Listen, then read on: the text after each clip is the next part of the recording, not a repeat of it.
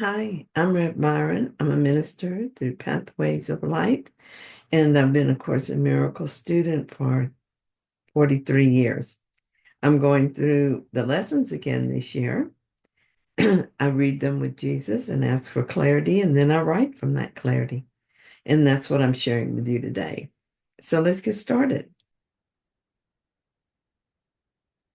So today we're looking at lesson 101, God's will for me is perfect happiness. Now, you may wonder why we need these lessons to tell us God wants us to be happy. But it's not a mystery, really. We've told ourselves since time began that we've sinned against God and we will be punished for it. It is like God is in pursuit of our souls and he can cause us pain for what we have done. Isn't that what most of us learn from our religions? When I was Catholic, I would go to confession regularly. I suppose the idea was meant to bring me relief from my fear of being punished by God, since a priest acting for God forgave me. But it only created more fear in me, and it didn't stop me from sinning again. Obviously, judging from the lines at the confessional booth, it didn't deter anyone from sinning. The problem with believing in sin is that it keeps us running from God. Who would want to face the ultimate judge if she believed she was sinful and deserved punishment? The solution seems simple. We just stop believing in sin and all is well. It turns out sin is a deeply held belief and it's not that easy to discard.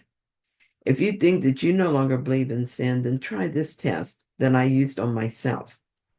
When was the last time that you thought someone was guilty or that you judged someone?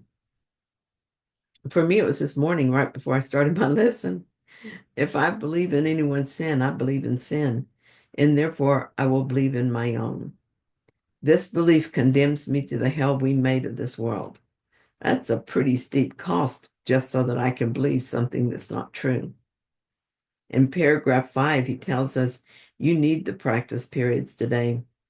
The exercises, the exercise, sorry, the exercises teach sin is not real, and all that you believe must come from sin will never happen, for it has no cause. Accept atonement with an open mind, which cherishes no lingering belief that you have made a devil of God's son. There is no sin. We practice with this thought as often as we can today because it is a basis for today's idea. I agree that I need to practice today's lesson.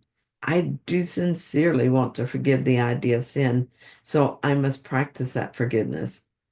And to return home to God, I must accept God's will for me is perfect happiness.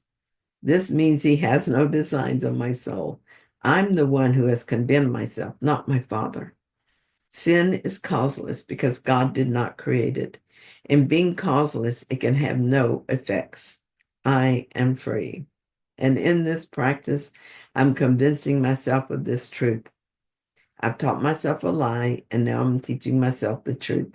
I will no longer fear my Father, and I reinforce this new mindset by spending 5 minutes an hour today with this. God's will for me is perfect happiness. There is no sin, it has no consequence. Is not my salvation and the salvation of the world worth the sacrifice of judgment? Frequently, I will reinforce my decision as I remind myself. God's will for me is perfect happiness. This is the truth because there is no sin. Thank you so much for joining me in this reading. I hope that you found it helpful. If you did, then please like it. And if you haven't yet, please subscribe. And I'll be back soon with another reading. See you then.